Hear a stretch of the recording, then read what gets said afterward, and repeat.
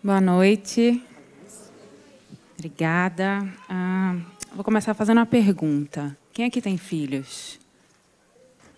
A maioria, né?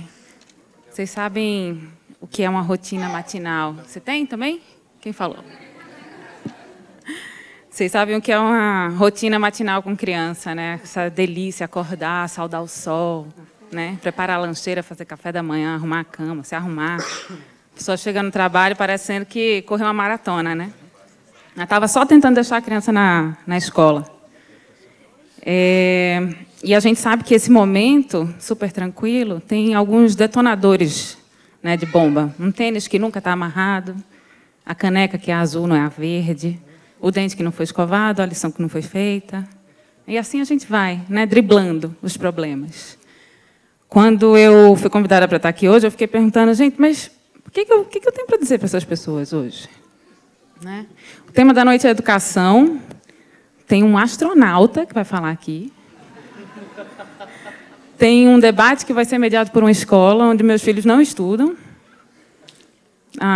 Acho que é por causa deles que eu estou aqui. Meus filhos. Meu nome é Luanda, eu tenho 36 anos e eu sou mãe de João, de 9, Irene, de 5, Tereza, de 4 e Joaquim, de 9 meses. E essas 4 figurinhas mudaram minha vida. Viraram de cabeça para baixo, na verdade, ainda, né? Eu estava programada, na minha cabeça, para ser uma alta executiva. Eu queria descascar pepino, sabe? Mas cuidado com o que você pede, né? Porque eu descasco hoje vários pepinos. Mas eu queria fazer isso dentro de uma grande corporação. Ser mãe não estava exatamente nos meus planos, não. Mas veja, né? Não sou muito boa com planejamento. E aqui está o resultado disso.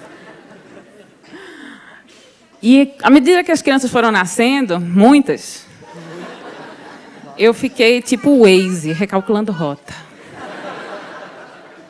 Recalculei, peguei umas estradas erradas, fui, desfiz.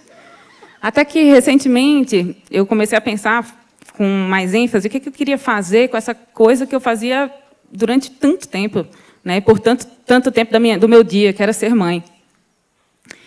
E aí eu me tornei educadora parental pela Positive Discipline Association.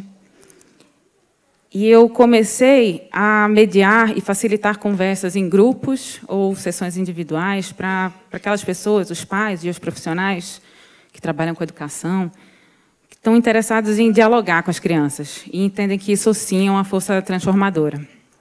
Além disso, eu comecei a escrever um blog sobre maternidade, que chama No Drama Mom, que significa mãe sem drama, se é que isso é possível.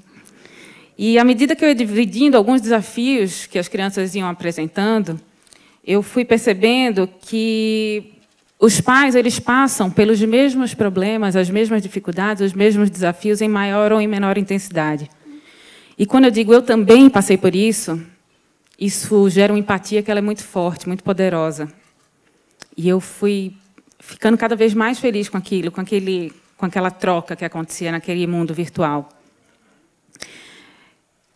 Só que a gente começa a pensar, né, quando a gente é pai e mãe, quando os filhos vão chegando, a gente diz, nossa, um bebê dá muito trabalho, caramba, eu estou aqui exausta.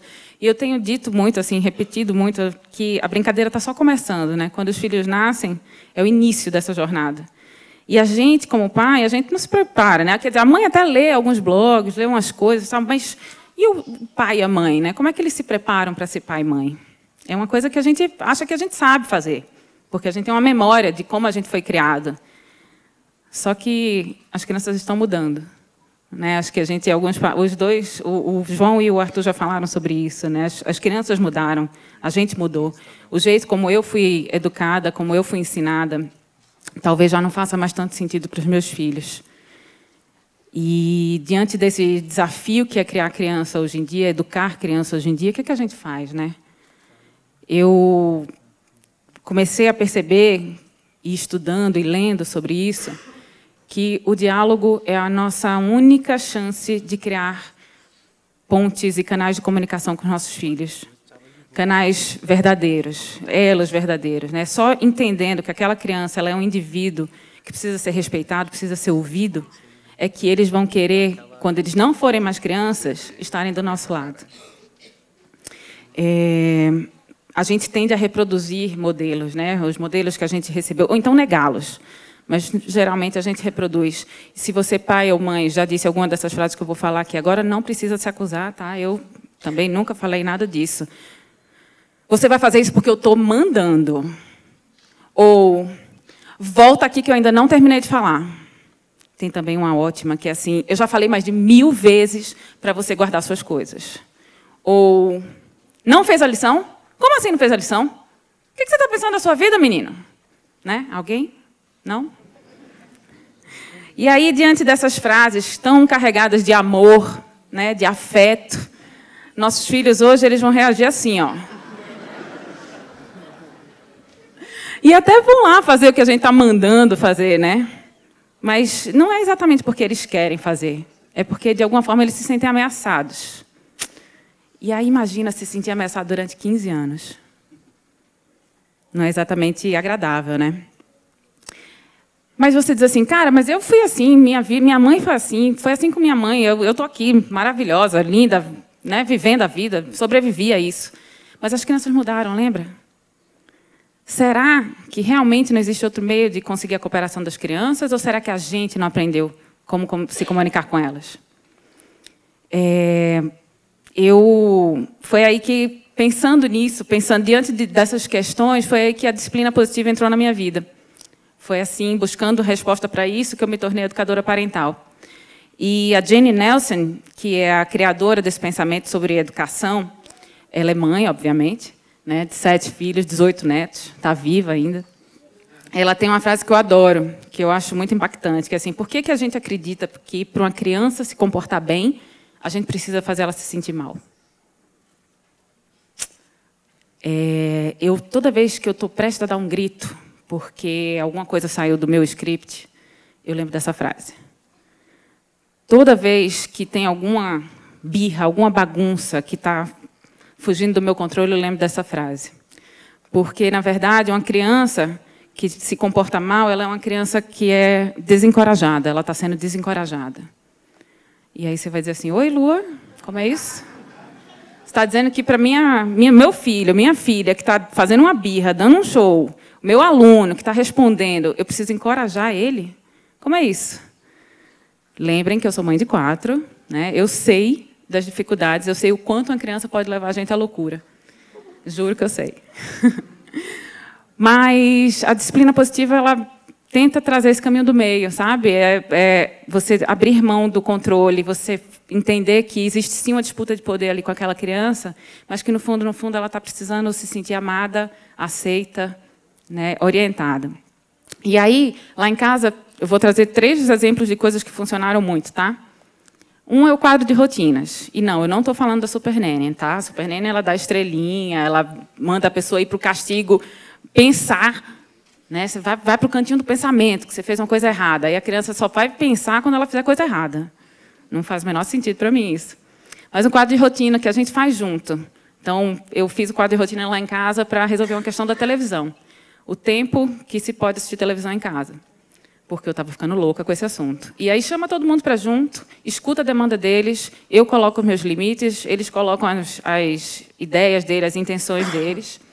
E aí não tem televisões em casa, a gente tem que entrar num acordo, que Joaquim ainda não assiste, mas João, Irene e Tereza querendo colocar ali, fazer valer a vontade deles. Então, esse quadro de rotinas lá em casa funcionou para isso. E o quadro de rotinas é uma ferramenta da disciplina positiva que pode ser usada desde muito pequenininho. Então, aquela mãe que não aguenta mais mandar o filho tomar banho, o quadro de rotinas pode ser uma boa alternativa. Uma outra coisa que eu adoro, que a disciplina positiva trouxe muito forte para a minha vida, é perguntar ao invés de mandar. A gente entra num piloto automático de dizer, para de chorar, pega o casaco, amarra o tênis, come. Né? A gente dá ordem o tempo inteiro para essas crianças. E, diante das ordens, o nosso cérebro ele manda uma resposta para o nosso corpo que diz assim, reaja, resista. Por isso que é tão difícil.